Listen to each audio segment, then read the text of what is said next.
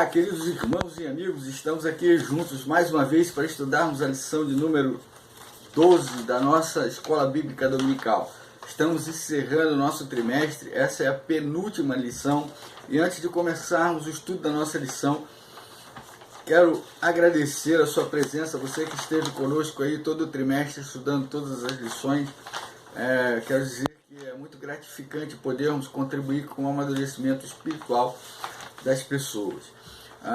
Essa é a nossa tarefa, é o nosso papel, e temos procurado cumprir isso com muito amor, com muito empenho, com muita dedicação.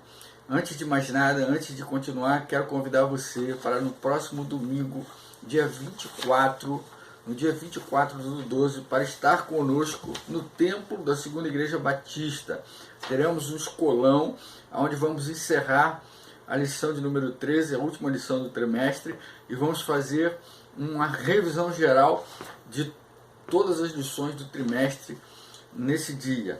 Nós estaremos juntos de 9 às 10h30 e você é o nosso convidado. Se você quiser participar, você vai encontrar aqui na descrição o endereço da igreja, você pode localizar lá, pode botar no seu Waze, no seu Google Maps aí, que você vai conseguir encontrar a igreja e vai ser uma grande alegria receber você. É claro que se você não puder ir, não quiser ir, você também vai encontrar aqui no nosso site, na nossa conta aqui do YouTube, nosso canal aqui do YouTube, a 13ª lição.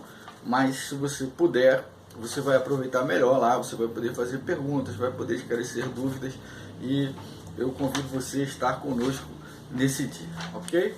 Sem mais demoras, vamos falar da lição de número 12, que ela tem como proposta pelo apóstolo Paulo ali, reconciliação e oferta. Tá? É provável que, nós já vimos isso antes, né? É provável que a carta de 2 aos Coríntios ela não tenha sido escrita de uma única vez, mas em vários dias.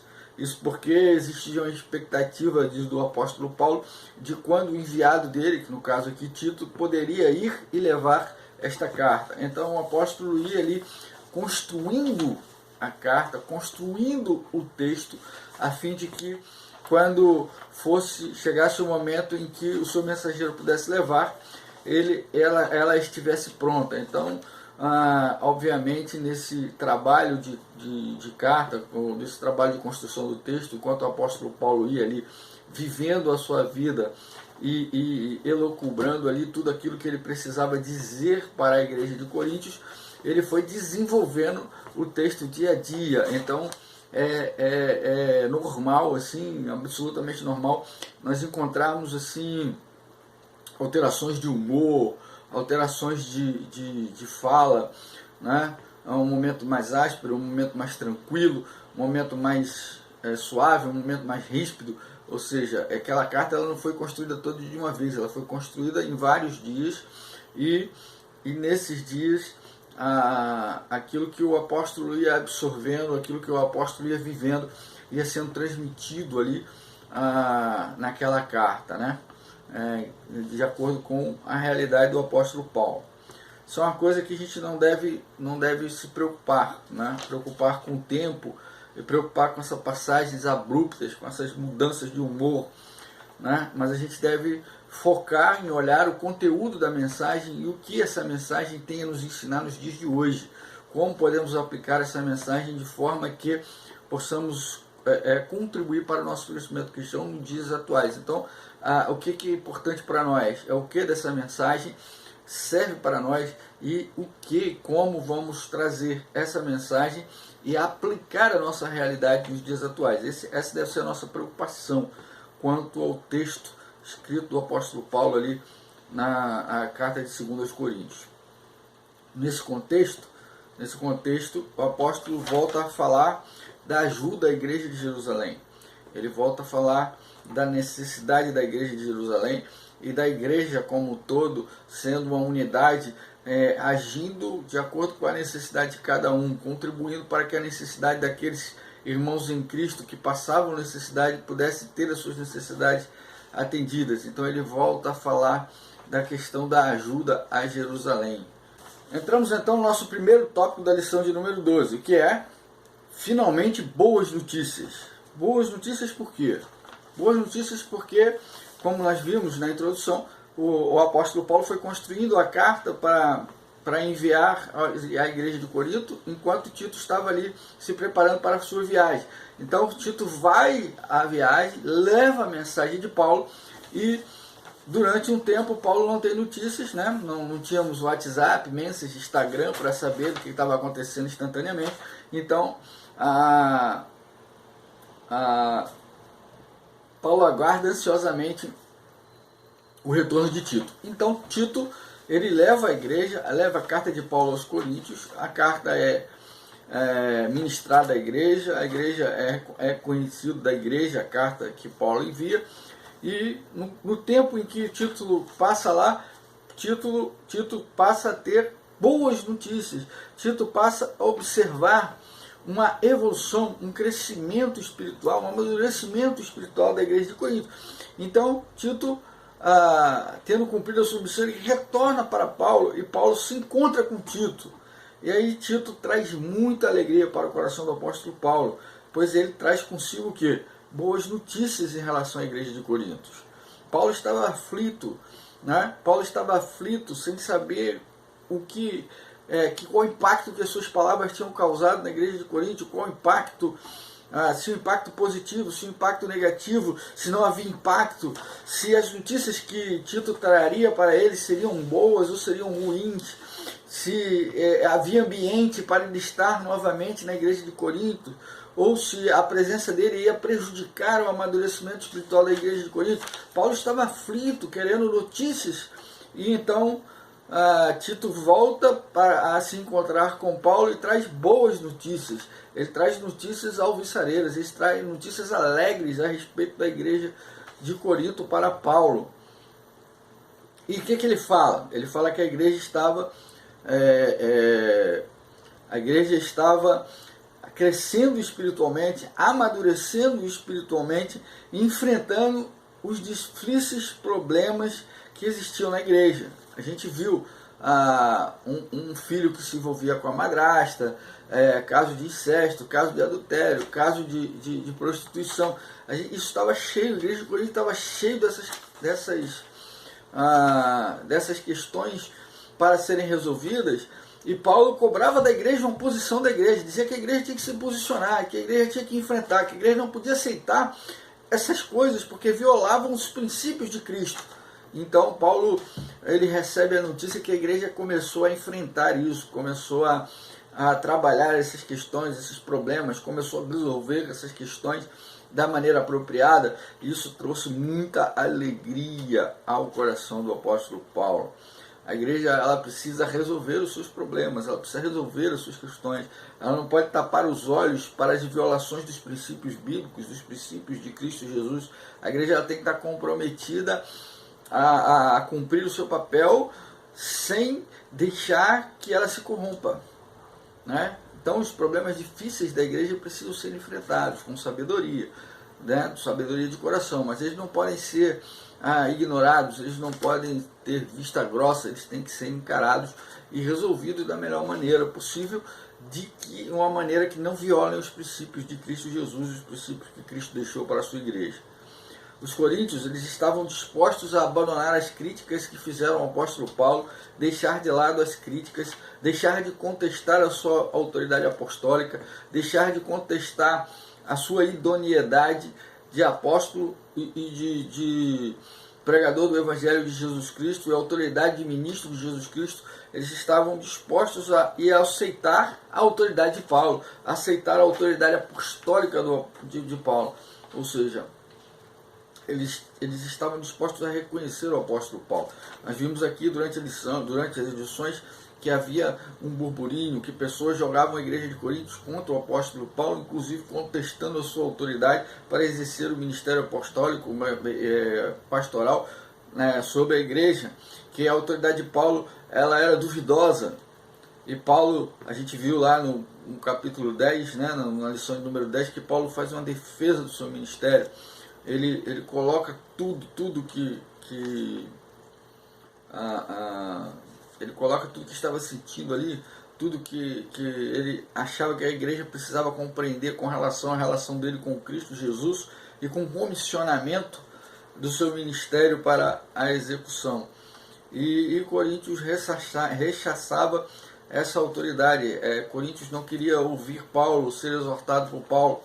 E aí, quando Tito volta com a resposta à carta do apóstolo Paulo, ele traz boas notícias.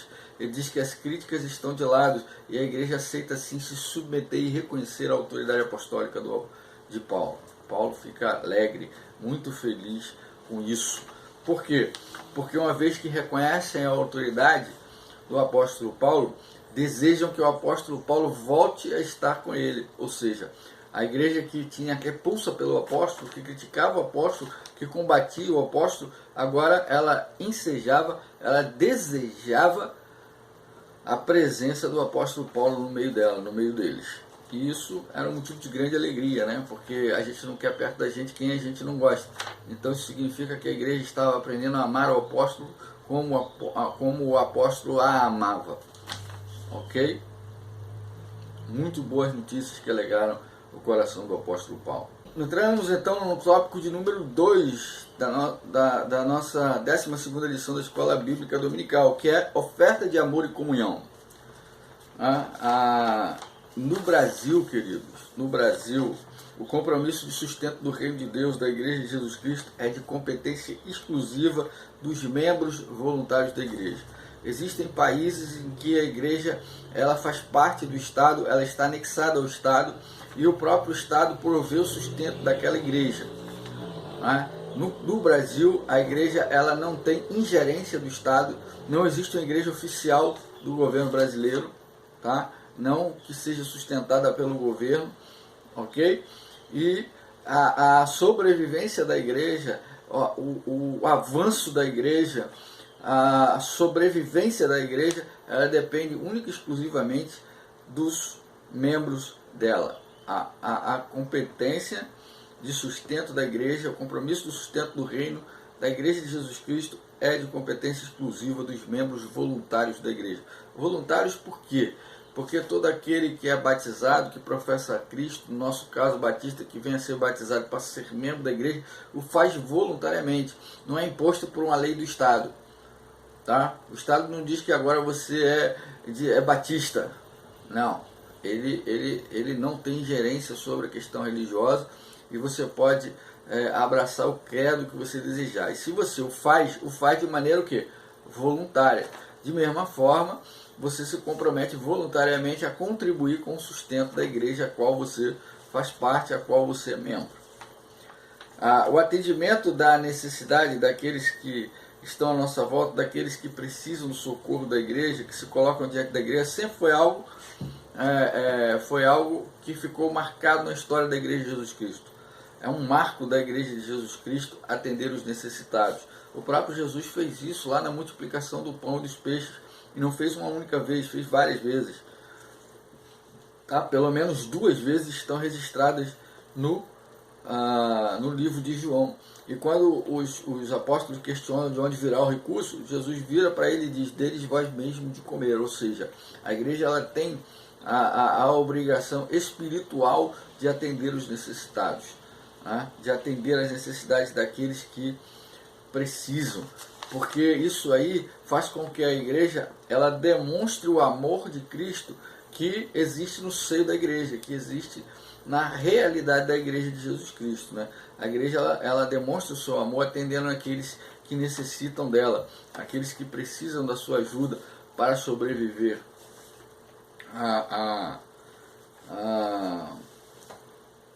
Essa ação, né? Esse amor de Cristo, ele é parte da realidade da igreja de Jesus Cristo durante toda a sua existência.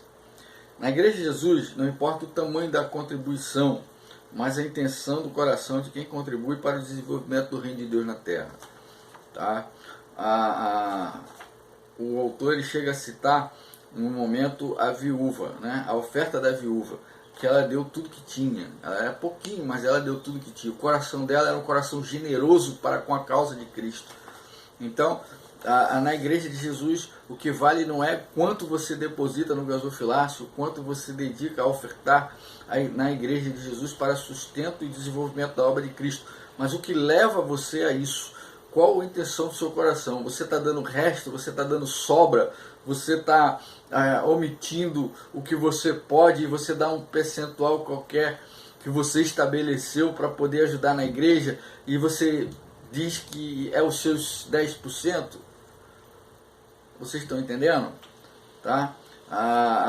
Não é o valor da contribuição, mas a intenção do coração. Tá?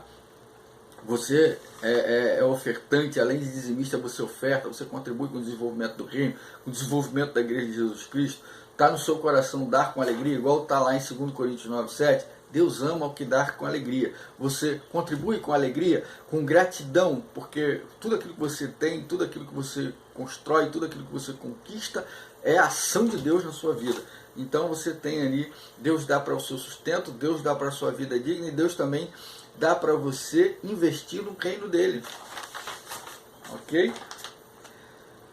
Cada um dá, segundo o apóstolo Paulo, faça a coleta toda semana e cada um dá aquilo que Deus o abençoou, que Deus o fez prosperar durante a semana. Deus nunca fez você prosperar? Tem alguma coisa errada se Deus nunca te fez prosperar.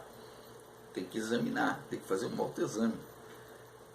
Você não pode não ser rico, mas você vai ter, se você trabalha, se você produz, seu trabalho vai ser abençoado. Você vai ter o seu recurso e parte desse recurso é para desenvolvimento do reino que o Senhor bota na sua mão. Você tem que ter consciência de compromisso e não utilizar a parte do recurso que o Senhor te concede para fins pessoais. Tá? Na obra de Deus não é possível participar a contragosto. É aquilo que Paulo fala lá para Ananias. Né? Ananias vende o terreno, dá metade e diz que está dando tudo. Aí Pedro vai lá e fala para ele: se você tivesse ficado para você, não seria teu? O problema é a mentira, o problema é querer parecer aquilo que não é. E aí Ananias morre. Se o Espírito Santo fosse fazer hoje o que fez na época de Ananias, sei não, hein? Ia ser uma coisa de louco. Não é possível participar contra gosto. Nesse tipo de trabalho, no tipo de trabalho da Igreja de Jesus Cristo, não é o tamanho da contribuição que importa, mas o coração de quem contribui. Ajudar o próximo é um privilégio. Significa que Deus está sustentando você e está dando mais do que você precisa, na verdade, para que você possa contribuir também e ajudar o teu próximo. Tá certo? Concluímos então a lição de número 12, né? Vamos para a conclusão da nossa lição de número 12. Deus poderia fazer as coisas de outras formas, irmão. Deus poderia fazer igual fez o maná cair do céu, lá no deserto, enquanto o povo estava lá, podia andar sobre nós como nuvem, como coluna de chama, podia fazer brotar do chão os recursos necessários para que a igreja sobrevivesse, mas ele não quis fazer assim. Ele quis nos dar o privilégio, ele decidiu fazer com que nós participássemos da contribuição, para que não virássemos egoístas, para que não virássemos insensíveis, para que pudéssemos exercer a compaixão. Ele nos deu a possibilidade de participar do avanço do seu reino sobre a terra, do crescimento, do amadurecimento espiritual do seu reino sobre a face da terra. Ele nos deu a possibilidade de contribuir para que nós fôssemos cooperadores da sua obra, nós estivéssemos participando dela ativamente, fazendo com que ela evoluísse, com que ela crescesse. Ele nos deu a possibilidade de, através da sua obra, abençoar outras vidas, assim como ele nos abençoa, nós possamos abençoar aqueles que necessitam da misericórdia, da compaixão do Senhor. Nós temos que ser exímios cumpridores da misericórdia, exímios retratos da misericórdia, participantes dessa misericórdia, a fim de que abençoemos as outras pessoas. Deus quer doadores alegres e participantes da obra, entusiasmados. Deus não quer que o ato de cooperarmos com a sua obra seja algo pesado, algo enfadonho, algo triste, algo obrigatório, mas que o nosso coração ele esteja feliz em poder contribuir, que o nosso coração esteja feliz em avançar com o reino, sabendo que o Senhor tem nos sustentado, que tem cuidado de nós, que tem investido em nós, para que nós possamos, assim, de maneira muito especial, de maneira muito alegre, de maneira muito voluntária, possamos contribuir com o avanço do seu reino, com o avanço do reino do Senhor. E no pensar e agir, o que é que nós encontramos no pensar e agir? A doutrina bíblica da mordomia nos ensina que tudo que possuímos vem de Deus. Nesse sentido, não somos proprietários ou donos de nada. Ok? Deus nos entrega para administrar. Ok? Nós somos mordomos daquilo que temos, daquilo que possuímos, para construirmos coisas para o reino de Deus. Como essa doutrina deveria nos incitar à prática da partilha e ajuda ao próximo? Como que isso deveria nos... Deus dá tudo aquilo que a gente precisa e nos dá além para ajudarmos aqueles que necessitam. Se fizermos uma correta administração dos nossos bens, seja lá quanto for, ou seja lá quanto possuirmos, se nós fizermos uma correta administração dos nossos bens, sempre teremos como ajudar o nosso próximo. Eu lembro-me da minha avó, da minha tia, né? Minha avó principalmente, minha avó, ela conseguia multiplicar o dinheiro dela, não sei como, ela deveria receber ali um pouco mais que um salário mínimo, mas ela conseguia multiplicar o dinheiro de uma forma tão fantástica que ela conseguia ajudar muita gente. Era incrível como a minha avó conseguia multiplicar os seus recursos, ela administrava tão bem os seus recursos que ela praticamente doava quase tudo que ela tinha e ainda conseguia sobreviver. Claro, a minha tia ajudava, ela morava com a minha tia, claro, minha tia que tinha um custo maior da casa e etc. Mas a minha avó, ela era desapegada, ela tinha livros e mais livros, ela conseguia comprar livros, ela conseguia ler muito, ela conseguia trabalhar, ela conseguia produzir, com pouco que ela ganhava, ela conseguia cumprir e atender às suas necessidades pessoais e ainda contribuir, distribuir para o próximo. Era fantástico como a minha avó fazia isso. É preciso saber administrar aquilo que temos também para podermos ajudar o nosso próximo. Temos que ter uma consciência de como podemos viver, temos que viver de maneira desapegada, de maneira honesta, de maneira controlada. Não podemos ser reféns do dinheiro, temos que usar ele a nosso favor e do reino de Deus.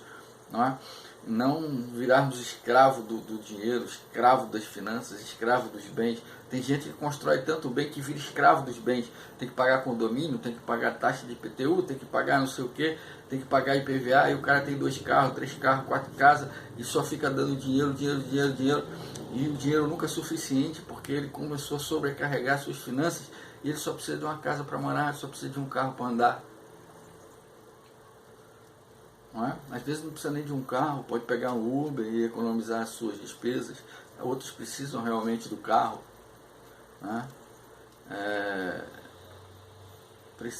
É preciso entender que nós somos administradores dos recursos que o Senhor nos dá e temos sim a possibilidade de exercer a misericórdia e a compaixão para com o nosso próprio. Temos sim.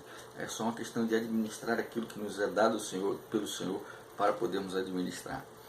A doação precisa ser com alegria. Uma doação forçada não faz sentido no contexto cristão.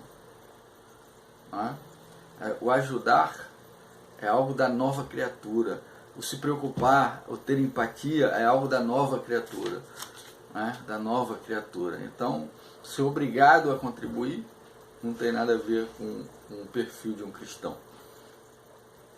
Como distinguir a questão da ajuda aos irmãos necessitados dessa passagem com outras que tratam do dízimo? Ofertas e dízimos são a mesma coisa nesse contexto? Não, queridos, não. Dízimo é um compromisso fixo para sustento da estrutura da igreja. Seus oficiais, sustento dos seus oficiais, sustento da estrutura do prédio, das acomodações, do conforto. Hoje a igreja precisa de ar-condicionado. Ar-condicionado hoje não é um luxo, só que ar-condicionado gera despesa, gera manutenção, gera gasto de energia.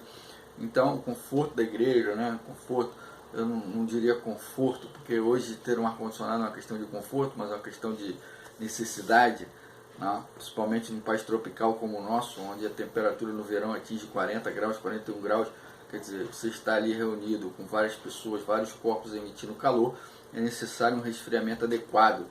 Né? Então toda essa estrutura tem um custo. Né? Investir em missões, mandar missionários para o campo com suas famílias, para que preguem a palavra e levem aonde e alcancem lugares que nós não conseguimos alcançar, tudo isso é importante. E todo esse recurso é dado por Deus a você, a mim. Mas isso não é para ser entregue ao Senhor de maneira dolorosa, de maneira forçada, como se fosse nos faltar. É preciso abrir o coração para isso. Né? Isso aí é o dízimo. A oferta, o dízimo ele está insuficiente para realizar algo necessário na igreja, então vamos fazer uma oferta. É possível fazer uma oferta? É possível fazer uma oferta.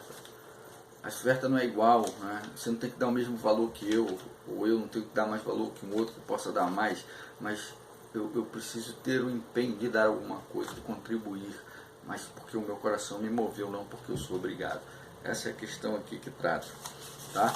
Oferta é uma coisa, dízimo é outra. Dízimo é uma tanto dízimo quanto oferta, na opinião deste humilde pastor, é gratidão a Deus.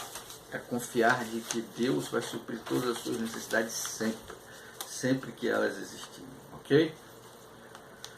Deus abençoe você, Deus abençoe a sua família, que você tenha uma semana abençoada. Se você puder, eu espero você no templo da Segunda Igreja Batista, Rua Eupídio Barbosa Guimarães, número 59, Jardim Caiçara, Cabo Frio. Eu espero você às 9 horas da manhã para o encerramento do nosso trimestre no escolão da Escola Bíblica Dominical, ok?